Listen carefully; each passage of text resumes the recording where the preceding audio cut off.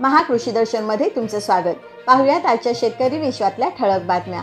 अवकाळी पाऊस तसेच गारपिटीने विदर्भ मराठवाड्यातील शेतकऱ्यांना मोठा फटका बसला। रब्बी हंगामातील गहू, हरभरा, तूर तसेच संत्रा आदी हजारो हेक्टरवरील पिकांचे नुकसान झाले। तातडीने पंचनामे करण्याचे आदेश प्रशासनाने दिले आहेत। मराठवाड्यातील 750 लघु प्रकल्पांपैकी 74 तर 75 मध्यम प्रकल्पांपैकी 3 प्रकल्प कोरडे पडले आहेत। पाणी टंचाईची तीव्रता दिवसेंदिवस वाढत असून तळ गाठणारे प्रकल्प मराठवाड्यातील शेतकऱ्यांसह जनतेची चिंता वाढवत आहेत। कोरड्या पडलेल्या लघु प्रकल्पांची संख्या धाराशिव जिल्ह्यात सर्वाधिक आहे।